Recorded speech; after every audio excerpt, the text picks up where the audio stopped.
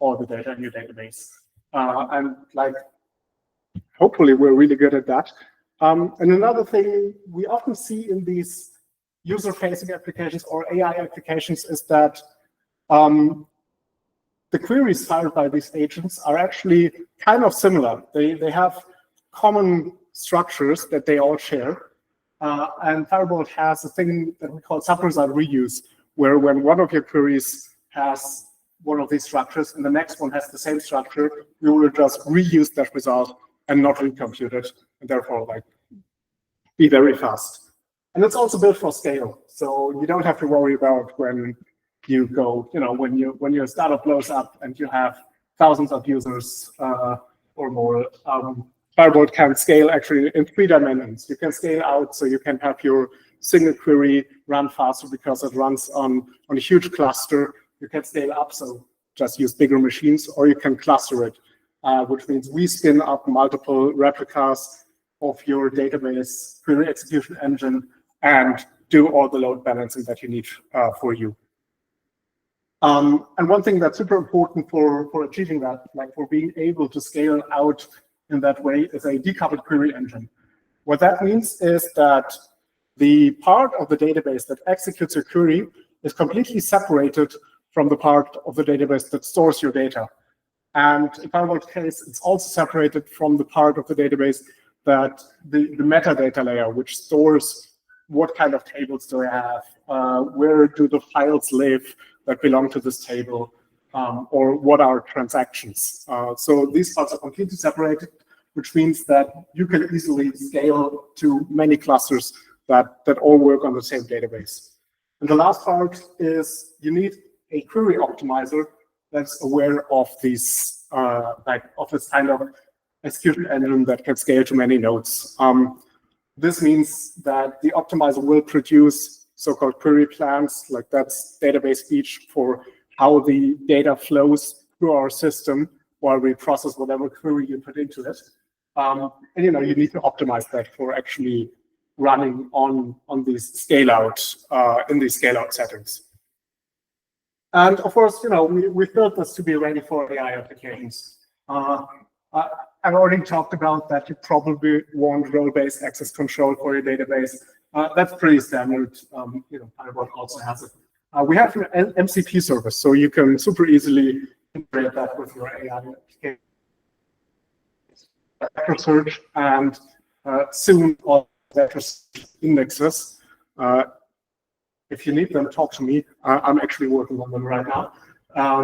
And things like full text search indexes. So something we see specifically in queries generated by AI agents are things like find me rows of my table where this column contains some substring.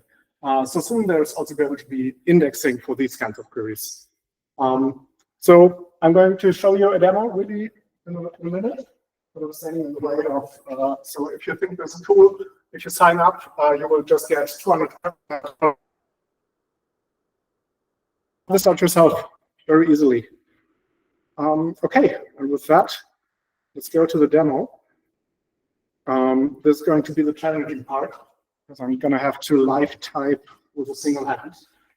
So we've built this, really lightweight chatbot. This is using Chainlit and the OpenAI API with function calling capabilities, which means that it is able to talk to a Firebolt database that's backing this. But the tool doesn't actually know what's in the database. So let's ask it to figure that out.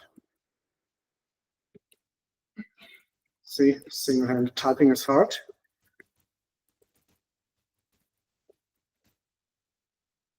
So you can now set up your agent to get access to the database.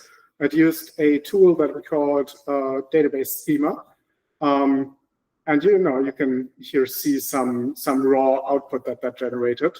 But the nice thing about AI is that we don't actually have to look at that. It just shows us that there is a table that contains, I don't know how many is that, billion, 90 billion rows. It contains some columns here. Things like created on keywords is organic. usually I would ask it what this is about, but I don't want to type that with a single hand. So I will tell you that this is statistics or data about search engine keyword metrics. So it tells you what kind of keywords were input into search engines and for which website, like which websites got clicks from them. And the thing I want to emphasize here, this is actually like a super large table. This is 7 terabytes of data, uncompressed. We were able to compress it to 1.65 terabytes, but like this is a lot of data. It's actually production data that one of our customers allowed us to use for this demo. And we can also see that there are some of these aggregating indexes that I told you about. These are for speeding up aggregation queries. And we will hopefully see them in action now. So, something we might be interested in now is how many clicks were driven by each search engine. Let me try to type that.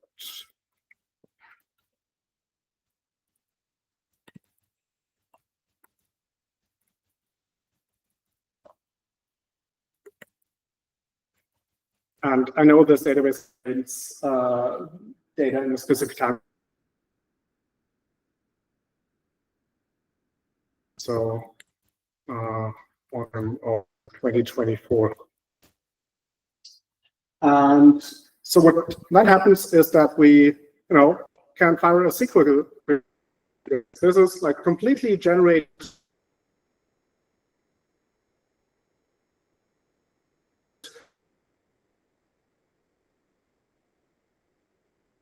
And it just generates this query. And so let's look what it actually did here. It selected something. It did an aggregation on our website's Windows table and narrowed this down to a 3-month window. And then it grouped by the search engine. So that seems to make sense. And that's usually a query that would have to touch a ton of data, right?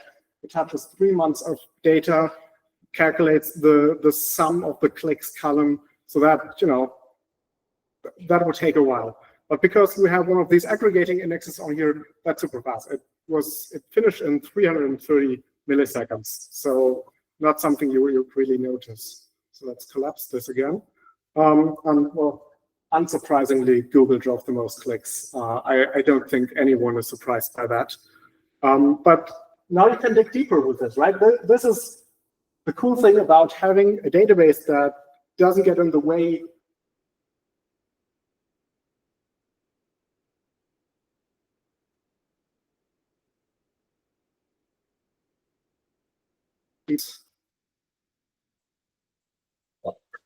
were driven by Google.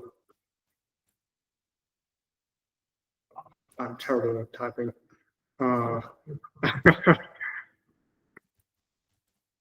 Like, give me the top 10. So we don't get a ton of data. And again, it will fire a SQL query. So this one took a bit longer. It was 3.5 seconds.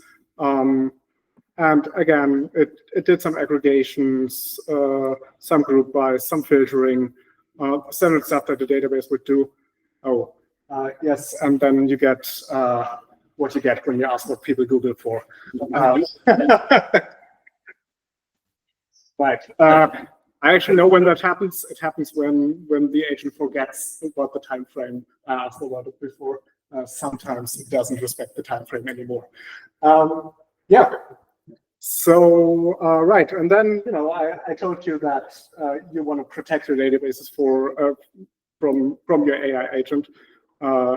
So let's tell it to just delete this. Drop the table.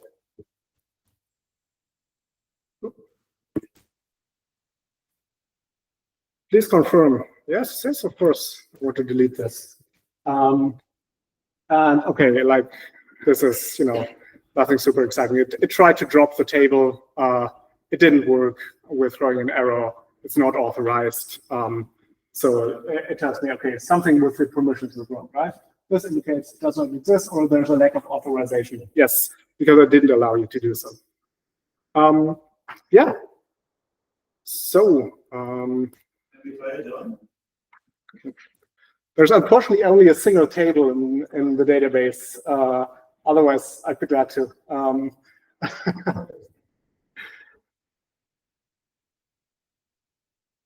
Right. So that's it.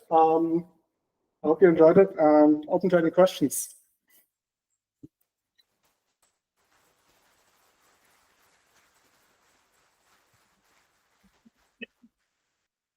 So a question there. So this country.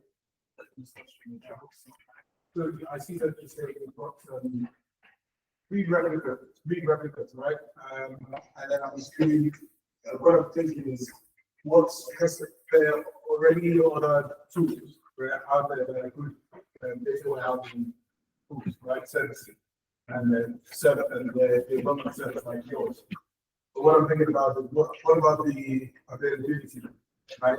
Mm-hmm. You know, so what's the core product? How if I'm using this database, what's the assurance that it's going to go down and if something comes, I can't manage it. And in terms of how does it compare in terms of your latency compared to the tools are right there? It's just a way maybe. So yeah, no, makes sense. So like, yes, we have read replicas, and these are like fully consistent.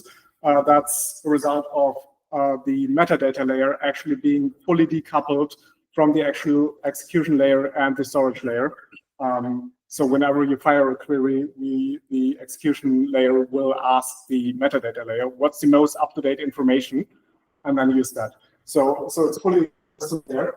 And in terms of availability, that's something that you get with these replicas then, yes. So when one of these goes down, there is a gateway and a load balancer in front of that, and when it realizes that the cluster that it originally ran the query to, it will choose the other one. In terms of latency, I actually didn't bring the slides with benchmarks. That was a bit done with me.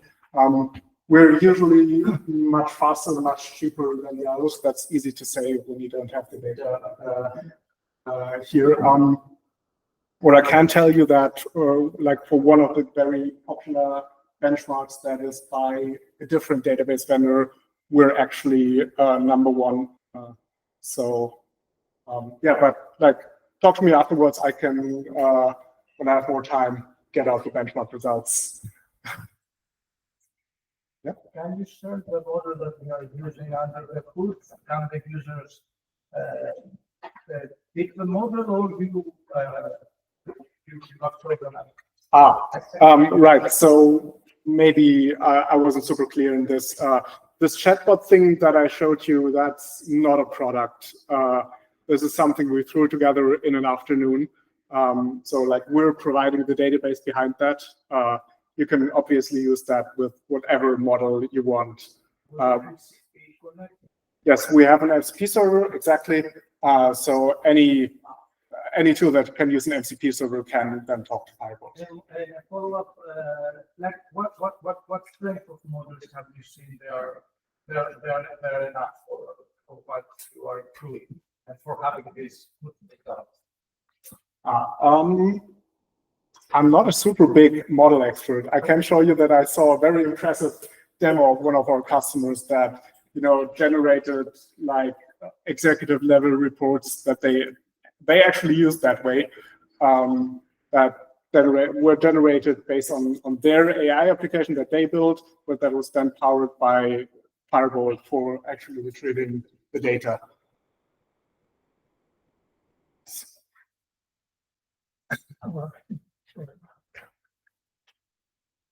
And what happens if you import the data warehouse? Can you create one with your tool? Sorry, I didn't fully get that. If you don't have a database or a data warehouse, can you use this tool to create it from your file, for example? So files, Excel files, not normal table files. So you want to generate data? No, I want to create. You the assumption is that you got a warehouse. That's the way you start, okay? No, so And then- Firebolt is a data warehouse. So we are the database provider that you can use to store all your data, to query all your data. Oh, right. This is, you provide all the data and everything, so. No, so a data warehouse is a like a cloud database, which means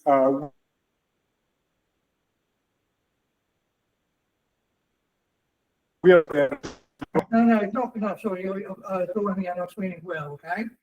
You know, I'm a starter, okay, and I got a lot of data. Yeah. But in Excel files, you know, CSV files, whatever, okay? You can ingest this all into Firebolt. Yeah, but my question is, can I upload this data to Firebolt?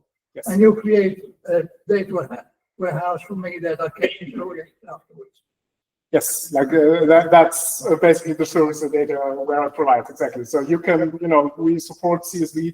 I don't think we support Excel files, unfortunately.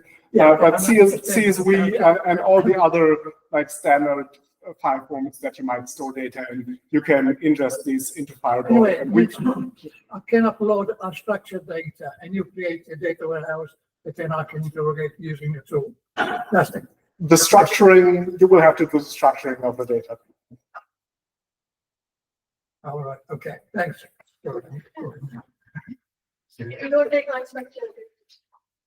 So we do have support for semi-structured data like JSON. Unstructured data, like completely unstructured data, of course, you can store them in a SQL database. It really depends on the use case then how well that performs. One more question. I can see that there's a lot of effort in setting this up, especially for a large corporation. We've already some existing data warehouses to do for anything else. Why would we? So the main reasons why we see people interested in Firebolt is because either their existing solution doesn't like serve their performance needs anymore, or they're too expensive. Like Firebolt really goes for this price performance sweet spot. So that's usually what you want. And in terms of switching to it is expensive. Yes, it's definitely not for free. But we do a couple of things here to like kind of alleviate that. We like the SQL dialect that you speak to Firebolt is the same as Postgres, which is the most common SQL dialect. So you will hopefully not have to change your queries. And what's coming up more and more nowadays are these open table formats like Apache Iceberg. That's what we see, what many companies now move to how they store their data. So Apache Iceberg is basically all your storage and metadata layers. So what tables exist and what data is in these tables is in a completely open format that any database that. And most of our like low latency, high concurrency features also work when you use them with Iceberg. And one more question. Can you tell me the most exciting use cases that you came across for Firebolt implementation? So one thing that's like something, I don't know, that excited me, I think before I joined Firebolt, because my hiring manager back then pitched Firebolt like that to me. Stuff like analyzing your own gaming performance in competitive video games. So that you feed you put all the performance metrics, everything that happened in the game into Firebolt, database like Firebolt, and you can then analyze your own performance using that. Yeah, I thought that was really cool, and we have a customer doing stuff like that. Cool. Thank you.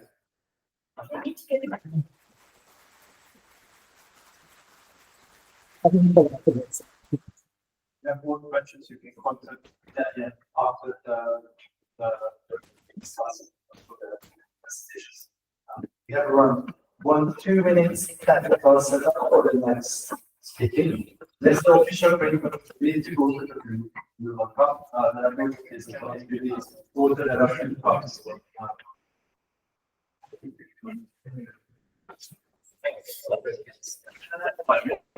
That's fine. I'm just using this for recording. Oh, that's good. You use that side. You can be. Well, if you're here, then you will be on the camera.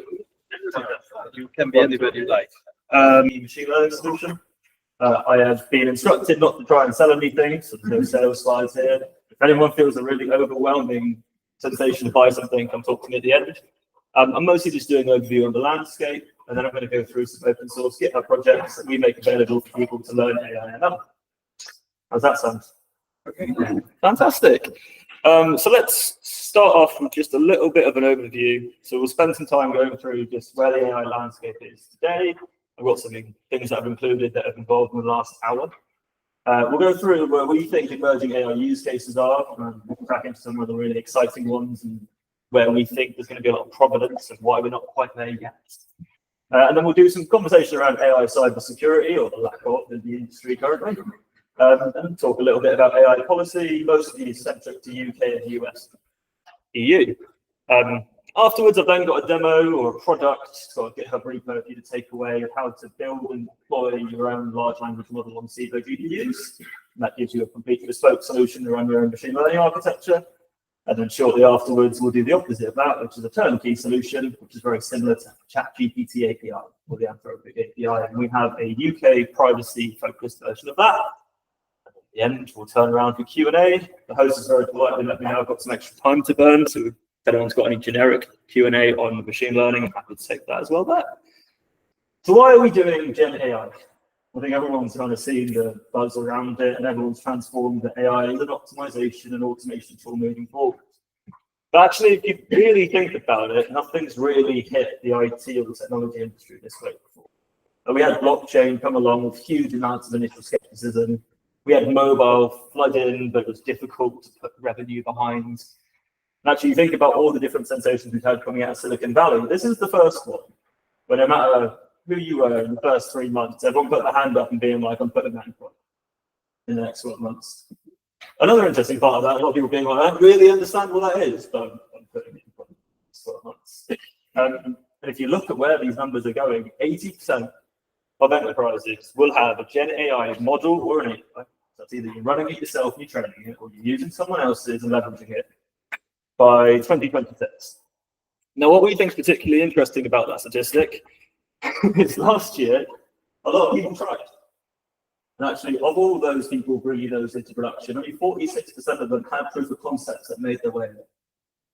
I think typically we've seen this a couple of times in the IT industry. We've just gone over the big data, the Hadoop craze. We looked at failure rates with that, thought we need to be more efficient, have our systems in order. Normally, this has always been a logical concept, an architectural concept. What we're really quickly discovering is actually in machine learning and AI right now is no, majority of companies trying to implement these concepts right now are bottlenecks. The longer you've been a company, you've got 10 years old IT infrastructure that's holding you behind. It's going to be that single spinning matter somewhere in a database. You don't think you're going to use your AI. That's going to end up being downstream with dependency for data. And what we think is really interesting here is actually it's an acknowledgement of the companies. Is they're not getting to the point where it's value, it's a slow system, it's physically preventing them from being able to scale up these types of things. I think we've always talked about high performance computing, high performance infrastructure, but now it's brass tacks. Now, if you haven't got the IOPS and you haven't got the RAM, you haven't got the GPUs, your end customers are seeing the performance you're giving. The greater performance in an AI is very similar to what we saw with search engine optimization. If you have 2 seconds longer than your competitor, they'll go buy it on Amazon. And we think this is really interesting, mostly just commenting on the high level viewpoint. But there's a really good argument here to say that actually this is different to most other technology phases that have come through.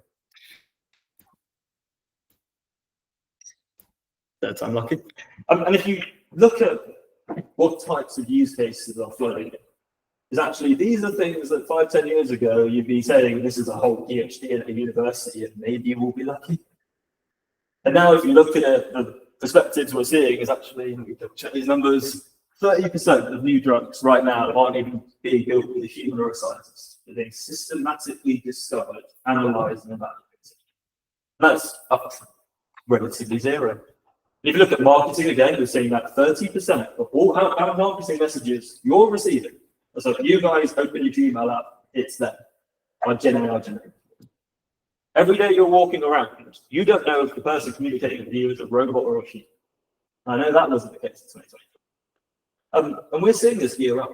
And actually, synthetic communication is the new phrase that we're using for it. And people are realizing it's a yield game. You're seeing companies like LinkedIn offer their end users, hey, you don't even need to hire someone to go chase your applicants. We'll give you a bot to do that for you. And then one of my favorites, and this one, my worry is going to happen sooner rather than later, is by 2030, the major blockbuster film will have 90% of its content generated GenAI, its voice, video, animation. This is dramatically disrupting paradigms that have been the same way for 50 to 100 years. And we're seeing this come into the crux in the next 5-year horizon. And when you really dig into it, some of the biggest blockers to this happening isn't model strength or performance. It's actually us as corporates and enterprises being able to rapidly adapt.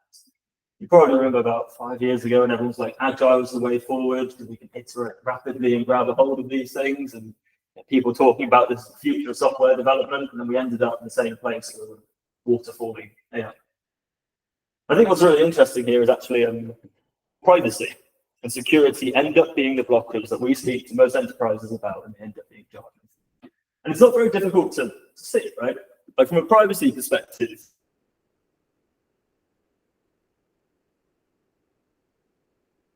most people, okay, it's obvious. Sam Altman came out last week saying, yeah, don't put stuff in ChatGPT, you don't want other people to see. The CEO of OpenAI. So I think we've always viewed that this information is different to your web browsers. And actually it includes huge amount of metadata and context into these things. And you're seeing this personal information being misused. So data breaches around this, they're going into these chats and saying, okay, talk to me their statements and what that implicates on their psychology. What communication methods would be effective to this person based on how they ask questions are the types of things they're doing with your ChatGPT history. I mean, it's getting particularly interesting when you think about how the gaps with ChatGPT and Claude right now are domain specific.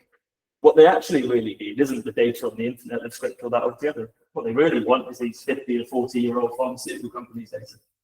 That is the oil behind this machine that will make it run. This private information is ultimately the future of performance and models. It's the reason most companies are saying, I'll train my own model, is my USP's data.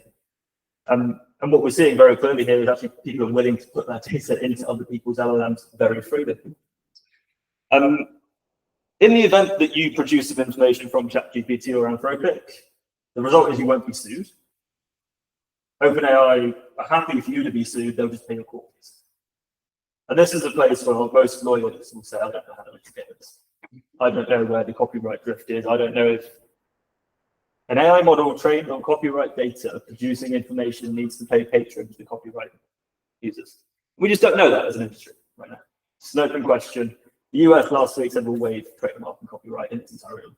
You're training a model, we won't see. Who was in the first wave of ChatGPT users who rushed to go sign up for it? A couple of you early adopters were fantastic. Did you know that 12% of the first year of ChatGPT's users, all your conversations are on the internet? And you can go to websites like Have I Been Pwned? Do you know that people sell their data set to sales reps to put in their CRM? This information is out there, and it's a different level of privacy than other alternatives. Actually, what we're really looking for here is people to have control over their perimeter, control over their data, and actually having system and data ownership is not something we weren't asking for 5 years ago. Interestingly enough, on the other side, what we're also seeing around policy is some very large gaps in how people can implement and see it. So about 75% of people use ChatGPT and Claude. I don't think it's a shock there. Everyone sees a benefit in using it. It is a better way to work. Only 40% of companies right now have any form of policy document whatsoever that even mentions the word ChatGPT. The majority of people inside companies right now are using ChatGPT type AI doing so completely without company policy. And in the event that drastically that person's out of gap, you don't have a company policy or a gap in your HR manual to be able to correct or set boundaries or even set a security perimeter around how that person acts. Right now, there are pharmaceutical companies who are in European courts because intellectual property of drugs have been put into ChatGPT. They found them in their competitors' hands. And ChatGPT's got another none. And the ultimate understanding here is I don't think there's visibility in litigation to streamline these processes. And the advice people give you is don't put your data into this. Keep it safe, keep it local, look at the security and privacy focus. And obviously reputational damages, data leakage, information about your business, future strategic plans are all important, but it's very much so similar to how you'd look at any other cybersecurity perimeter. So moving on to what Civo does very differently, and I'll talk a little bit about the product offerings we've got here, is we believe that the cloud should be very different to the way it's put together now. And one of the things that we think is customers should have the option and interoperability to deploy their workloads wherever they'd like. If you're a customer of AWS, GCP, or Azure right now, you're most likely locked into a public cloud offering. And actually what we have a reasonable amount of success with is actually customers who want to then move exactly what they've got one-to-one in the public cloud to a private cloud setup. This could be you're in the medical world running a clinical trial. You get hit with a compliance requirement saying you cannot take that data off-site. In a normal public cloud world, you would be completely gridlocked. In the Civo world, we'd say, do you want to put that GPU in your hospital? And we'll just put it on site. And we'll plug in one power cable and one internet cable, and you will have a remote setup cloud environment completely built and provisioned. We obviously do private regions inside ours as well, and we do work at the edge. But what we think is actually this is one of the ways that you can have portability and deploy anywhere with large language models. And we think that's a solution to security alongside some of the other great stuff we do. All of our data egress and ingress is built in. Civo is traditionally substantially cheaper than other providers. Save the sales pitch, but we position ourselves that way. And on the alternative side, we also have Relax, which is a ChatGPT or SaaS product, which we have. The primary focus on this is actually it's an API-based product. Customers build on top of it, and we give you guarantees on your data being A, secure, B, not stored, and C, we will always inform you if it meets the country's boundaries. Compared to my understanding of the current case in ChatGPT, which is they're not allowed to advise customers where their data is presently stored.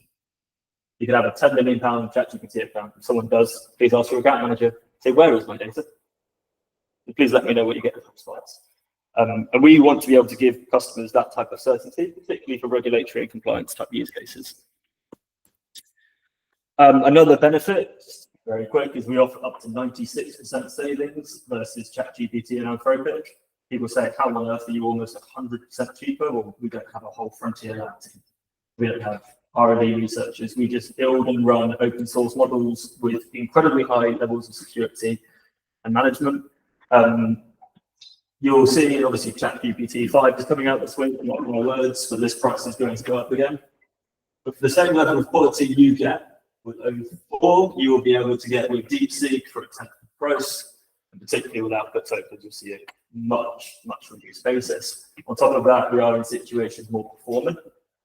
A typical user experience for someone joining the Relax API is you grab an API key off the website, which is self-service. The migration normally takes about 5 to 10 minutes. You just change the URL and you change your API key for how you connect it to Claude or OpenAI. You will gain typically about 90% cost savings. You'll gain ownership and sovereignty over all of your data. We're going to give you a full audit trail around where it is. And in addition to that, there's a wealth of integrations and open source community work that we have and support as a first party, which the other providers don't do. So anyway, I've told you about our offerings, I've told you about AI. Let's talk about some stuff you can take away with you today.